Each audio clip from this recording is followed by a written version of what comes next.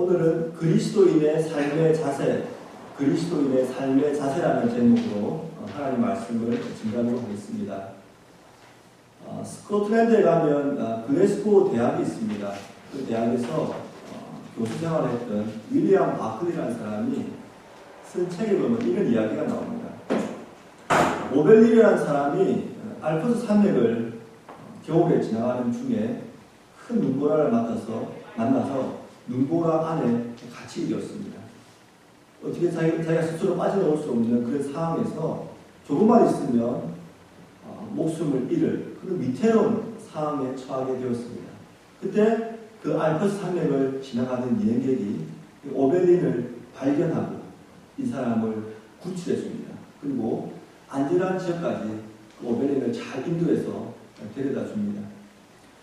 안전한 곳으로 오자 이 오벨린이 너무나 감사한 마음이 들었습니다.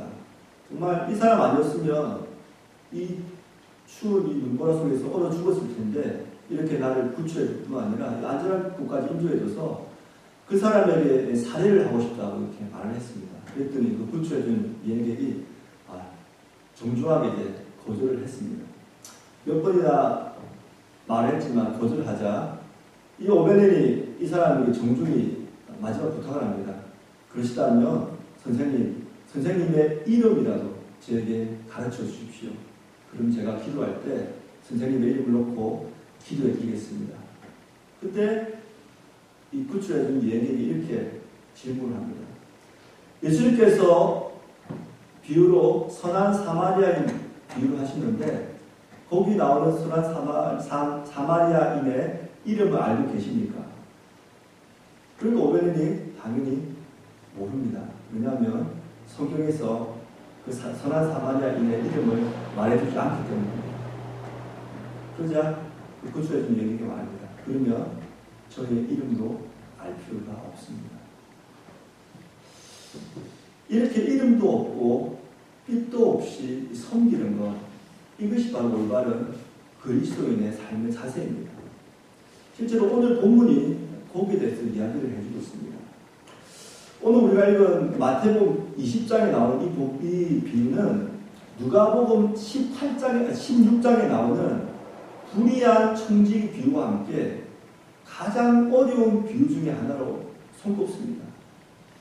왜냐하면 오늘 비유 속에 나타나는 포도원 주인의 행동이 참으로 이상하기 때문입니다.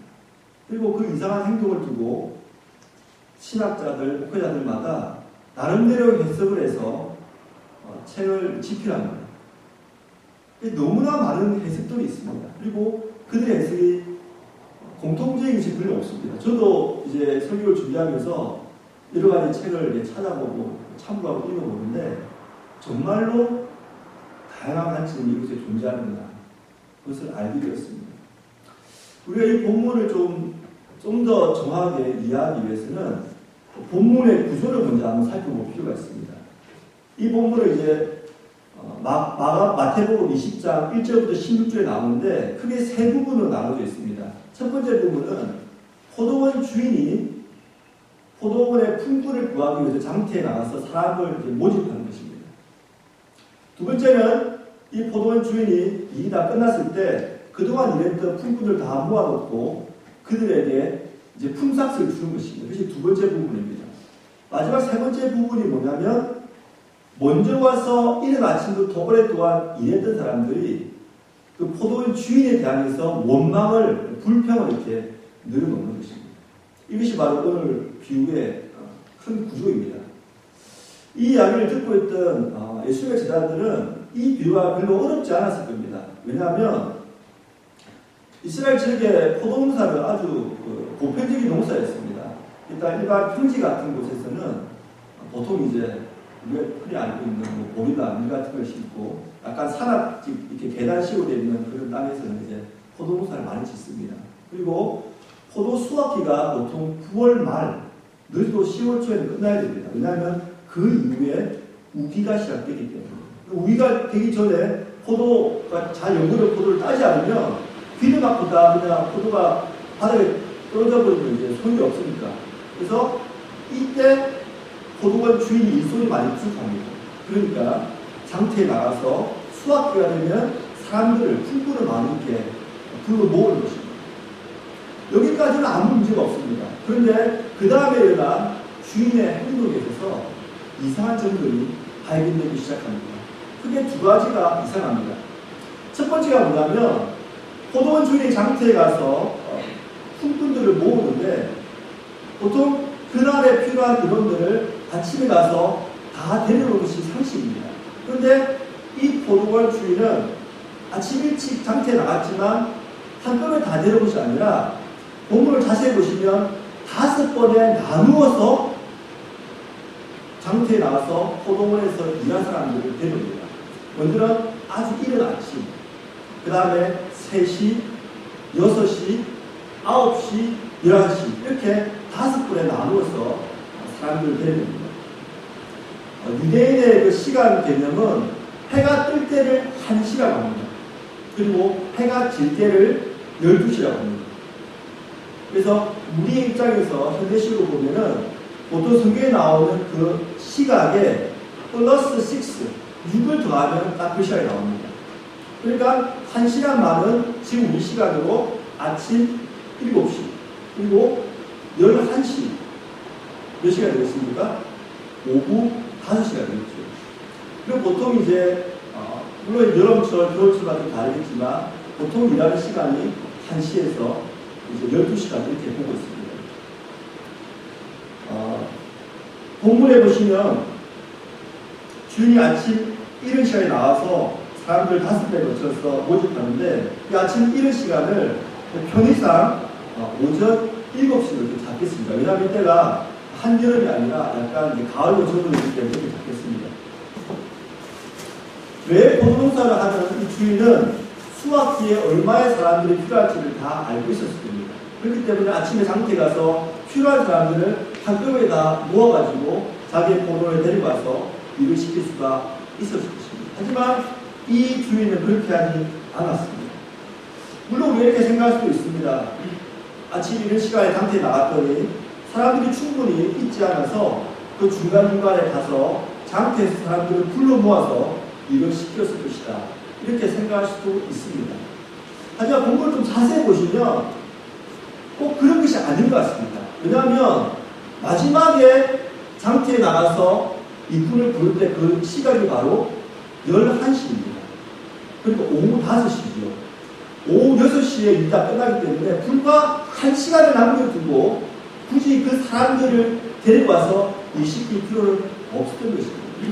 그러니까 주인이 어떤 사람이었냐면 자기 농장에 사람이 필요해서 부른 것보다는 그 장터에서 놀고 있는 사람, 아무도 그 사람들을 써주지 않고 그 사람들의 형편을 생각해서 그 사람들을 부르다고 보는 것이 본문을 조금 더 정확하게 볼 수 있는 것입니다. 아마도 이들이 이 시간까지 오후 5시까지 일자리를 구하지 못했던 것은 아마도 이 사람들의 체력이 약했거나 혹은 이 사람들에게 무슨 병이 있었거나 문제가 있었기 때문에 그들에 있는 다른 포도원 주인들이 그 사람들을 고용하지 않았다고 생각할 수도 있습니다. 그런데 참 이 본문을 보면서 놀라운 것은 어떻게 오후 5시까지 즉 1시간이면 해가 지고 일도 못하는데 그 시간까지 이들이 장터에 있었을까? 그들이 정말 일할 수 있을 거라는 그 희망을 가지고 있었을까? 그 생각을 하게 됩니다. 제 생각에는 아마 그들의 가정에 병약한 노부가 계시거나 아니면 처자식 있었는데 오늘 일당을 못 끌어가면 이 다른 사람들이 하루를 굶어야 되는 그런 상황이었을 거라고 생각합니다. 이 포도원 농장의 주인이 이들의 사정을 생각해서 비록 1시간밖에 안 남았지만 그들을 포도원 농장으로 데리고 와서 일을 시킨 겁니다. 두 번째 이상한 점이 또 발견됩니다. 그것이 뭐냐면 나중에 제일 나중에 온 사람부터 품삯을 지불합니다. 그런데 그 지불한 품삯을 보면 제일 나중에 와서 불과 1시간밖에 일하지 않은 사람에게 하루 온전한 품삯인 한 데나리온을 지불합니다. 우리가 본문을 보시면 이른 아침에 나가서 포도원 주인이 이른 아침에 부른 품꾼들에게 약속을 하죠. 여러분들에게 한 데나리온을 지불하겠습니다. 우리의 농장에 와서 일하시겠습니까? 그리고 그 사람들이 동네에서 일을 했습니다. 그리고 그 다음에 또 몇 번에 나눠서 점심시간에 또 나가서 사람들을 부릅니다. 그때는 몇 대나리라는 말을 안 하고 상당한 금액을 주겠다는 말을 합니다. 그리고 제일 마지막에 11시, 즉 오후 5시에 사람을 부를 때는 임금에 대한 약속을 전혀 안 했습니다. 그런데 나중에 계산할 때에 제일 낮은 사람부터 완달란트를 주고, 그러자 제일 먼저 온 사람, 나는 아침 7시에 와서 저녁 6시까지 일했습니다. 11시간 일했지 않습니까? 그러니까 불과 1시간 일한 사람이 한 데나리를 받으니까 먼저 온 사람, 즉 11시간 일한 사람은 이 포도원 농장의 주인은 정말 관대한 사람이고 사람이 능로운 사람이구나. 그러면 이 사람이 1시간 일해서 한 데나리를 받았으니까 우리는 최소한 뭐 5데나리 정도 받지 않겠다 이렇게 생각했을 겁니다. 하지만 그들의 손에 쥐어진 돈 역시 한 데나리온이었습니다. 그러니까 이 사람들이 화가 난 것입니다. 원망한 것입니다. 불평한 것입니다. 그 내용이 바로 10절부터 12절까지 나와 있습니다. 우리 한번 10절부터 12절까지 한번 읽어보겠습니다. 시작. 먼저 온 자들이 와서 더 받을 줄 알았더니 그들도 한 데나리온씩 받은지라. 받은 후 집주인을 원망하여 이르되 나중 온 이 사람들은 1시간밖에 일하지 아니하였거늘 그들을 종일 수고하며 더위를 견딘 우리와 같게 하였나이다. 여러분들은 이 포도원 품꾼들의 원망을 어떻게 생각하십니까? 정당하다고 생각하십니까? 아니면 그렇게 하면 안 된다고 생각하십니까? 뭐 주인이 자기 돈 가지고 뭐 일꾼들에게 돈 주는데 우리가 뭐라고 말할 수 있나 이렇게 생각할 수도 있습니다. 그죠? 하지만 최소한 우리가 생각할 수 있는 것은 이 포도원 주인의 행동이 지혜롭지는 않은 사람입니다. 한번 생각해 보십시다. 물론 1시간 일한 사람에게 한 데나리온의 돈을 줄 수 있습니다. 그죠?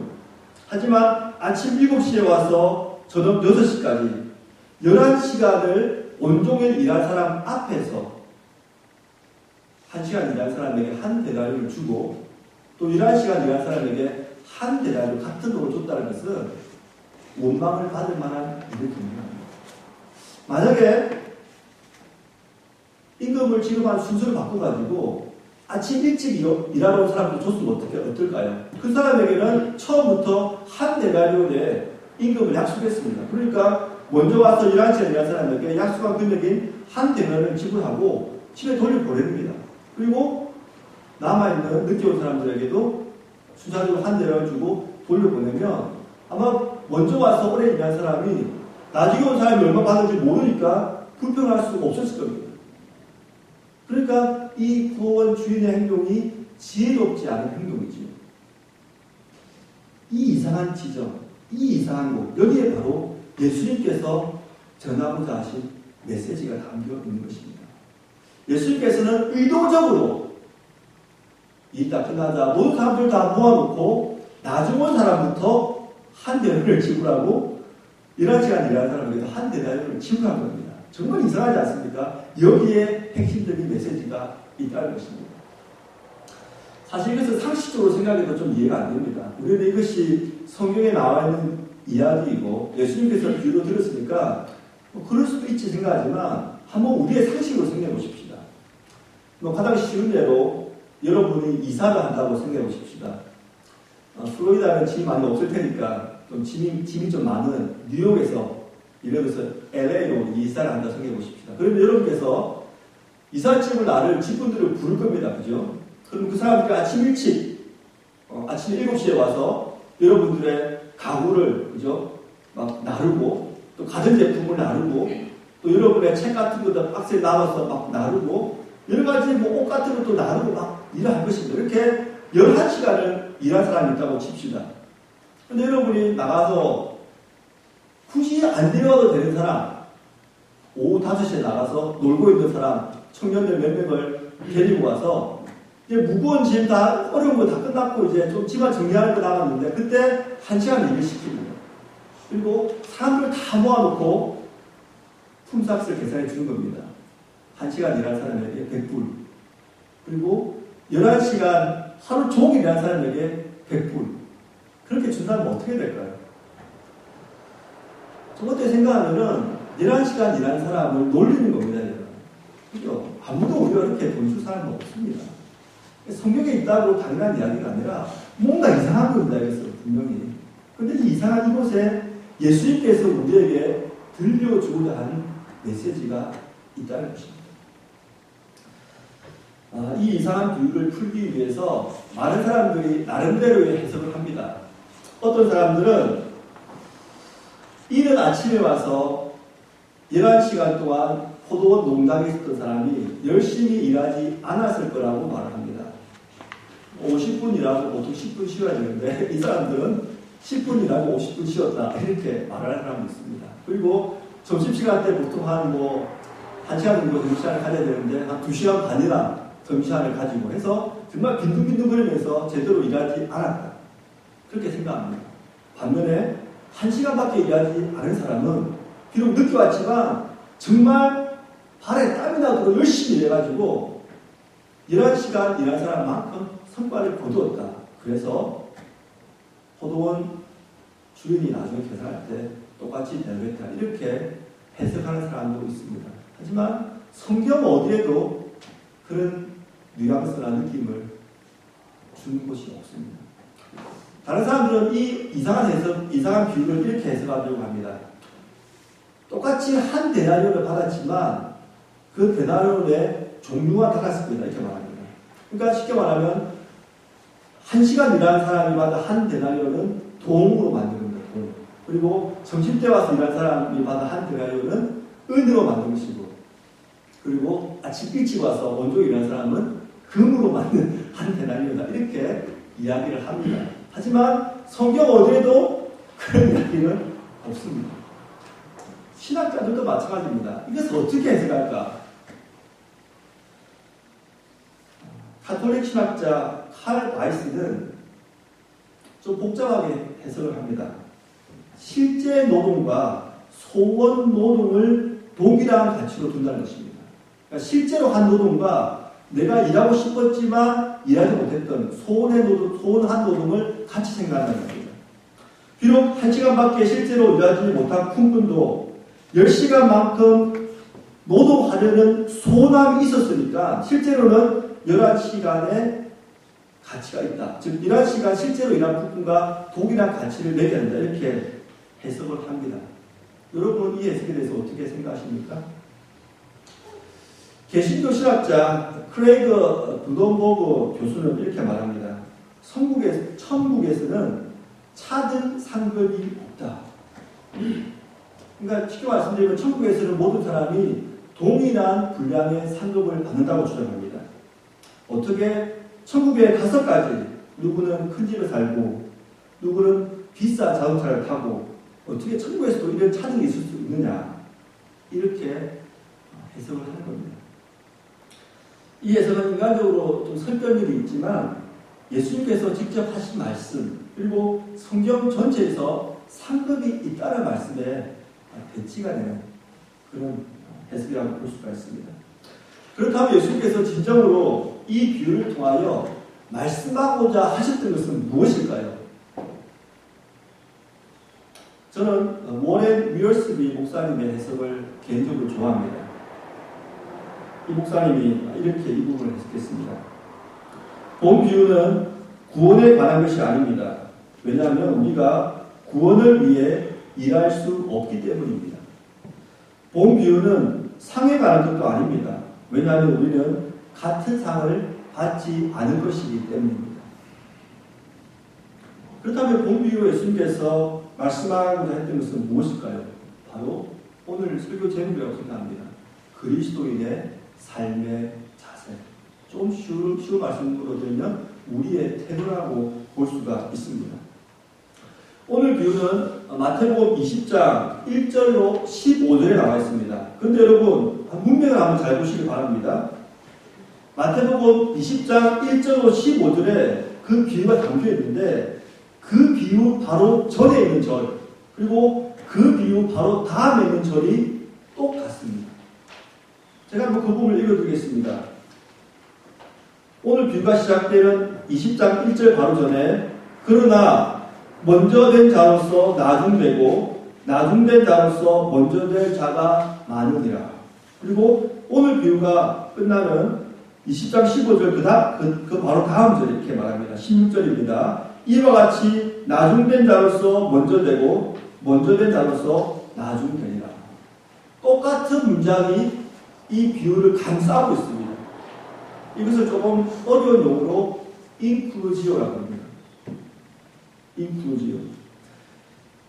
그렇다면 우리가 이 본문을 이 비유를 해석하기 위해서는 이 인클루지오, 즉 앞과 뒤가 똑같은 이 두 문장이 어떤 의미가 있는지 그것을 발견하면, 그것을 해석할 수 있으면 우리가 이 비유를 조금 더 온전하게 해석할 수 있는 것입니다.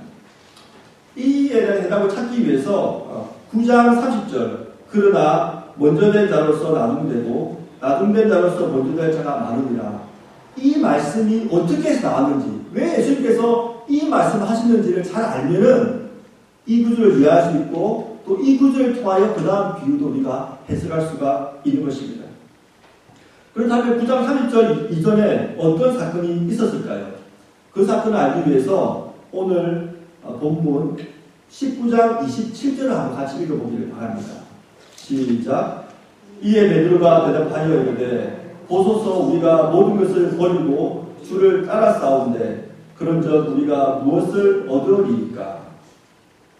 이에 베드로가 대답하여 이르되 보소서 우리가 모든 것을 버리고 주를 따라 싸운데 그런즉 우리가 무엇을 얻으리이까?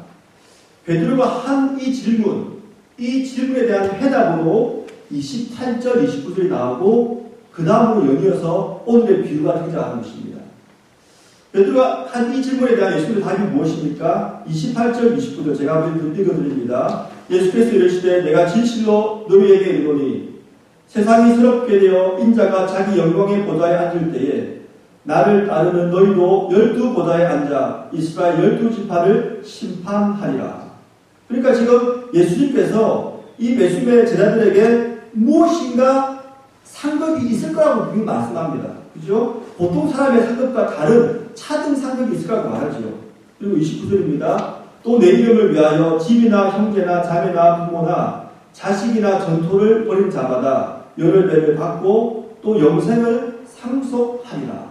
즉 예수님을 위하여 무엇인가를 버리고 따를 때 뭔가 특별한 상급이 있을 거라고 분명히 지금 말씀하셨습니다. 그러니까 상급이 없는 것은 아닙니다. 분명히 있습니다. 하지만 이 상급에 대해 약속하셨지만 그 다음에 그러나 먼저 된 자로서 나중되고 나중된 자로서 먼저 될 자가 많으리라 하십니다. 그리고 그 다음에 이 비유를 들려주신 것입니다.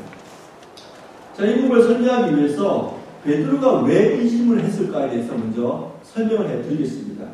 우리가 모든 것을 버리고 주를 따라 싸운데 그런즉 우리가 무엇을 얻으리이까? 베드로가 왜 이 질문을 했을까요? 바로 베드로가 이 질문을 하기 이전에 한 사건이 있었기 때문입니다. 부자 청년이 예수님을 찾아옵니다. 그리고 예수님에게 질문합니다. 선생님, 무엇을 해야 영생을 얻을 수 있습니까?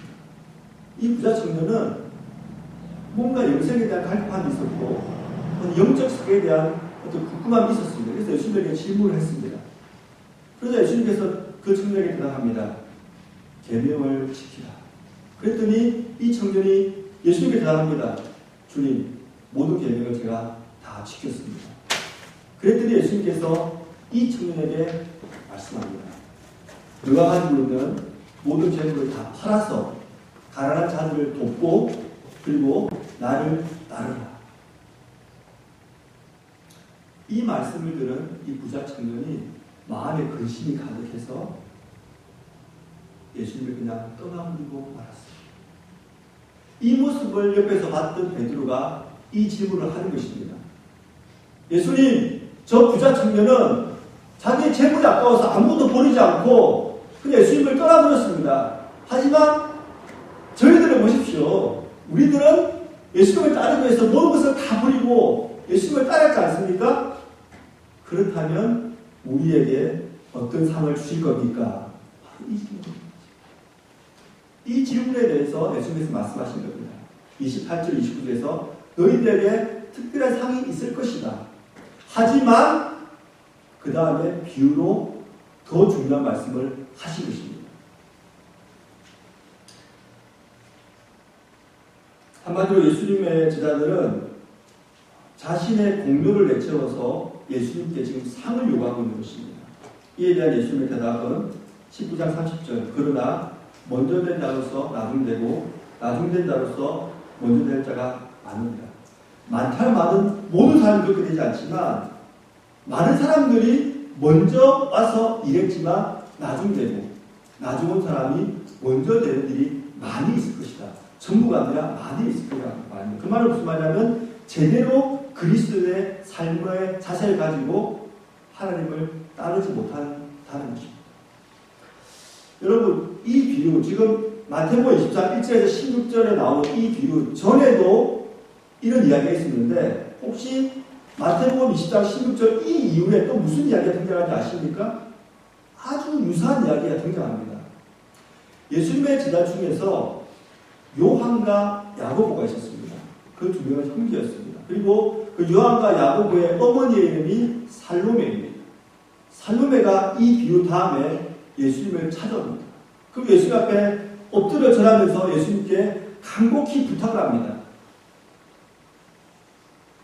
예수님께서 앞으로 천국에서 영광을 받으실 때 예수님 우편에 제 아들 한 명을 예수님 좌편에 제 아들 한 명을 놓아주십시오. 이렇게 간곡히 부탁합니다. 여러분 이 비유를 가운데 두고 이전의 문맥 그리고 이후의 문맥에서 똑같은 이야기가 지금 등장하고 있는 것입니다. 베드로가 왜 예수님께 상급을 요구했을까요? 왜 요한과 야고보의 어머니 살로메가 예수님을 찾아와서 상급을 과감하게 이렇게 요구했을까요? 그것은 베드로나 요한의 야고보가 바로 이른 아침에 포도원에 와서 일한 사람과 같기 때문입니다. 우리가 요한복음 우리 성경 공부를 할 때 아마 첫 시간이나 두째 시간에 배웠을 겁니다. 예수님께서 처음으로 제자들을 모을 때 누가 예수님을 따랐습니까? 세례 요한의 제자들 몇 명이 그 요한복음에 2명이 예수님을 따랐다고 되어 있습니다. 그 세례 요한의 제자들 중에 2명이 바로 누구냐면 이 사도 요한과 안드레였습니다. 그리고 그 안드레가 누구의 형제냐면 베드로의 형제죠. 그리고 사도 요한의 형제는 야고보입니다. 그러니까 예수님께서 이 공생의 사역을 시작하실 때 제일 먼저 부른 사람이 누구였냐면 베드로와 안드레와 요한과 야고보입니다. 이 사람들이 지금 어떤 사람이냐면 포도원 농장에서 이른 아침부터 아침 7시부터 와서 11시간을 일했던 사람들입니다. 그러니까 이 사람들이 지금 예수님께 우리가 하루 종일 이렇게 일했으니까 정당한 대우를 해주세요. 이렇게 지금 예수님께 말을 하고 있는 것입니다.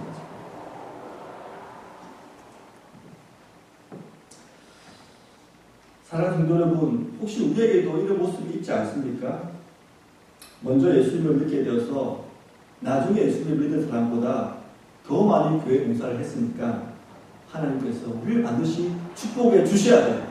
우리에게 어떤 보상을 해 주셔야 돼. 그런데 예수님께서 지금 이 비유를 통하여 그거는 잘못된 자세라는 겁니다. 우리가 구원받고 하나님의 사역에 동참하는 것은 모든 것이 다 은혜고 특권이지. 그래서 하나님께 내세워서 공로를 내세워서 하나님께 모습을 받으려고 하는 것. 이것은 잘못된 자세라고 지금 우리에게 가르쳐주고 계신 것입니다.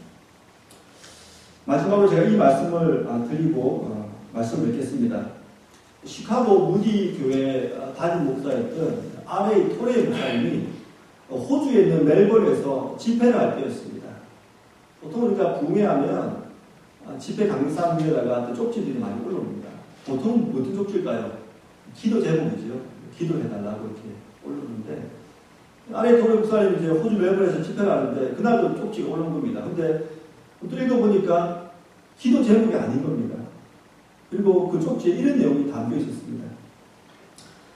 목사님, 저는 지금 무척 난처한 가운데 있습니다. 저는 분명히 하나님의 뜻이라고 확신하며 기도했지만 그것을 아직 얻지 못했습니다. 저는 지난 30년 동안 장로교회에 다니고 있고 지난 25년간 주일학교 교장직을 맡고 있습니다. 또한 20년간 교회 장로로 봉사하고 있습니다. 그런데 하나님께서는 제 기도에 응답하지 않으십니다. 도저히 이해가 안 됩니다. 이에 대해 설명해 주실 수 있습니까? 아래 토레 목사님은 이 문제를 아주 쉽게 설명해 줬습니다. 이분은 지난 30년간 꾸준히 교회 생활을 해왔고 25년간 신실하게 주일학교 교장으로 섬겨왔으며 20년간 교회 장로로 봉사했기 때문에 하나님께서 자기 기도에 응답해야 하는 의무가 있다고 생각하고 있습니다. 이분은 실제로 자기 이름으로 기도하고 있는 것입니다. 하나님께서는 이런 식으로 나아올 때 우리의 기도를 듣지 않으십니다. 사랑하는 성도 여러분, 우리가 공로를 내세우면 하나님 우리에게 빚이 있는 분이 되고 맙니다. 우리의 기도에 반드시 응답하셔야 되고 우리를 축복해 주셔야만 되는 분이 되고 마는 것입니다. 그런데 이것은 올바른 그리스도의 삶의 자세가 아닙니다. 사랑하는 성도 여러분, 우리가 구원받은 것은 온전히 하나님의 은혜입니다. 그리고 하나님의 사역에 동참할 수 있는 것 역시 엄청난 특권입니다. 우리가 주일예를 하는 것, 하나님의 큰 특권을 생각이지 노동으로 생각하면 안 된다는 것을 오늘 비유를 통하여 우리에게 들려주고 있습니다. 우리가 그렇게 하지 못할 때 많이 수고했지만 나중에 맨 끝에 나중될 삶을 할 수밖에 없다는 것이 바로 오늘 비유의 교훈입니다. 사랑하는 성도 여러분, 우리 하나님의 은혜에 감사하고 우리가 어떻게 교회에 봉사하고 이웃을 섬길 때에 그것이 노동으로 생각하지 마시고 내가 이렇게 할 수 있다는 것, 하나님 주신 큰 특권을 생각하고 감사하고 또 주님께 받는 우리가 다 되기를 간절히 소망합니다. 함께